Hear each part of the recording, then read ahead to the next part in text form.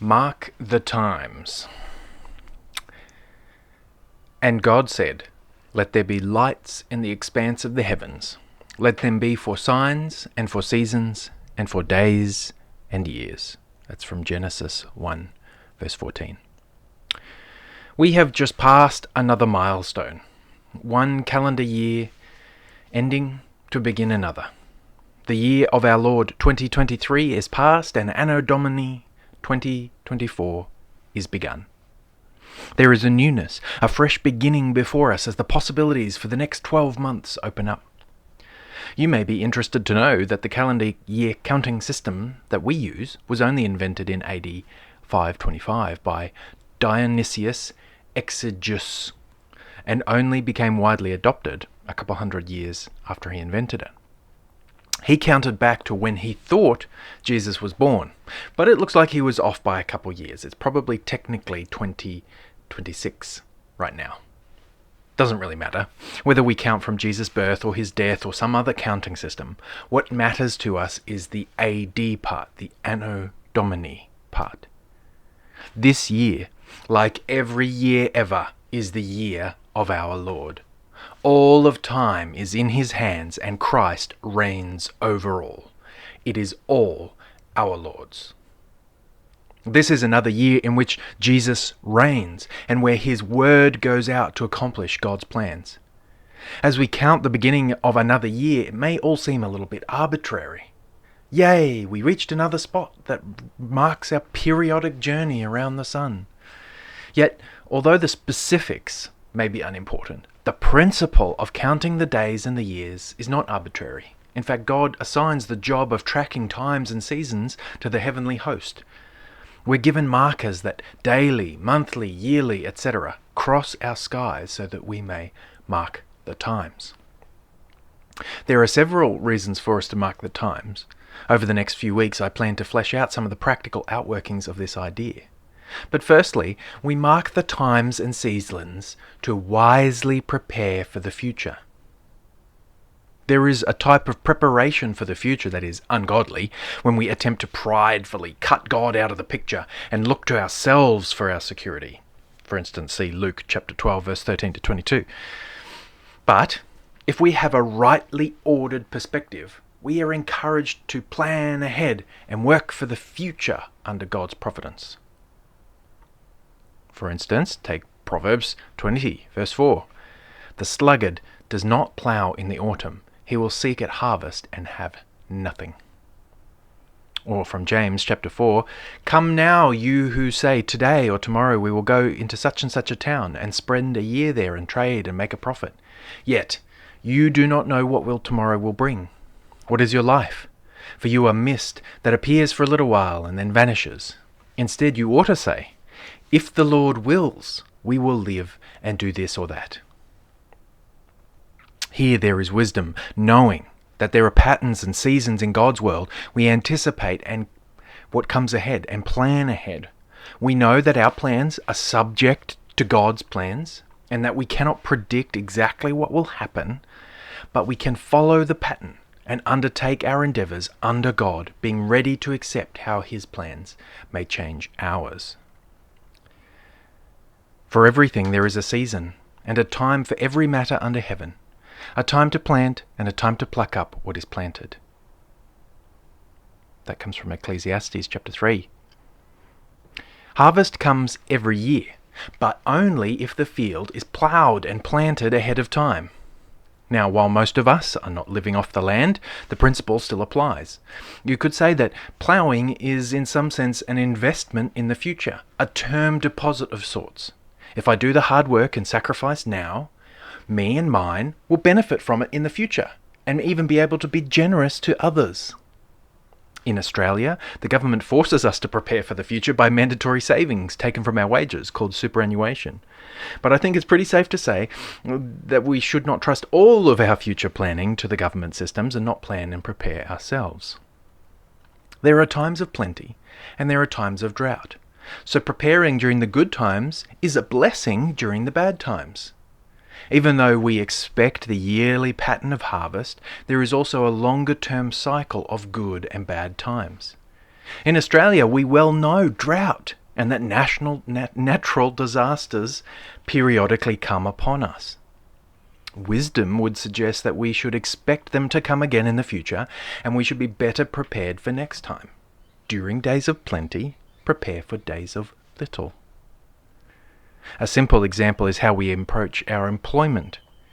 You may be soundly employed for 10 years, but your company may fold. You may be made redundant, or your Christian ethics may be deemed incompatible with your employer and let go. There's no guarantees, and so it seems foolish to live as though the blessing that you're experiencing right now will go on indefinitely. So, ask the question, what will we do if we lost our jobs tomorrow?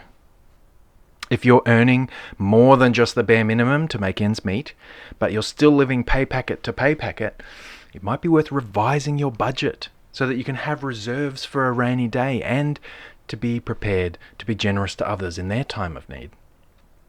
Remembering, you should never get to the point that you pridefully think that you have covered off every eventuality. In the same way that people keep candles and matches in the cupboard for the eventual, inevitable blackout, if we have means, we should probably anticipate the inevitable times and seasons and prepare accordingly. I'm not trying to fearmonger or send you into some kind of prepper craze.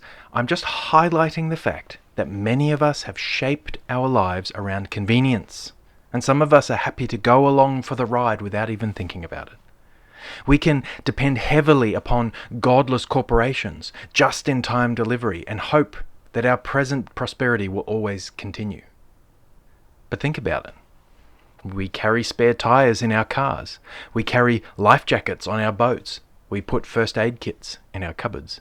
We know things can go poorly, and wisdom would suggest that we should figure out what a spare tire would look like for the life of our household.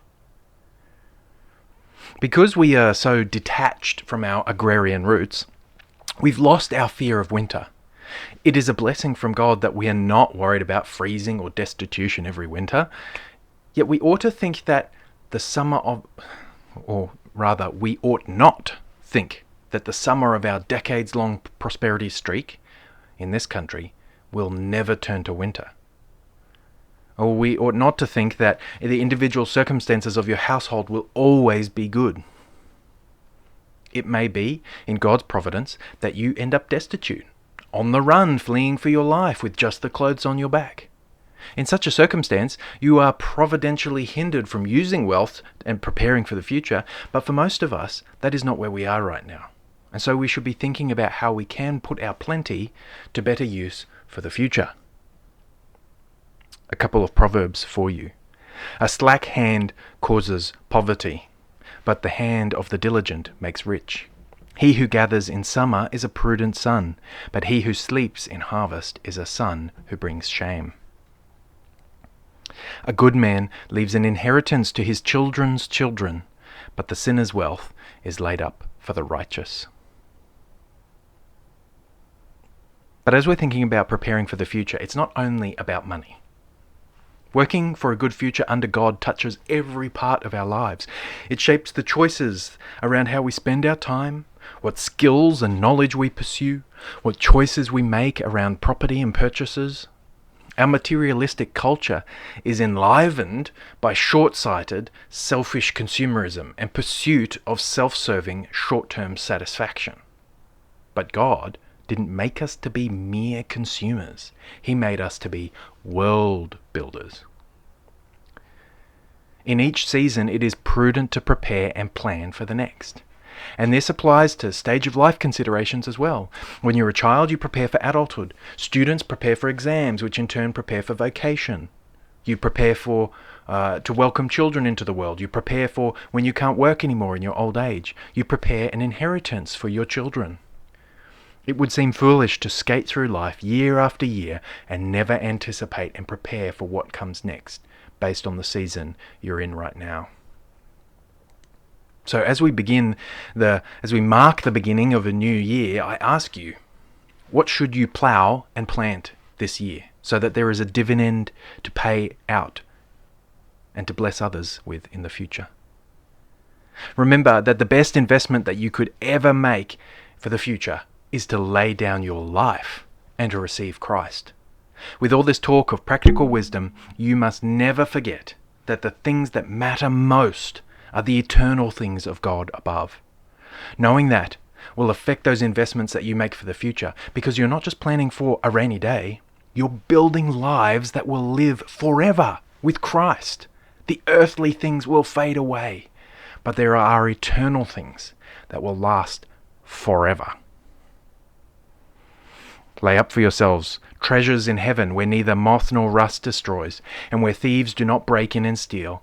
For where your treasure is, there your heart will be also. For whoever would save his life will lose it, but whoever loses his life for my sake will find it. For what will it profit a man if he gains the whole world and forfeits his soul?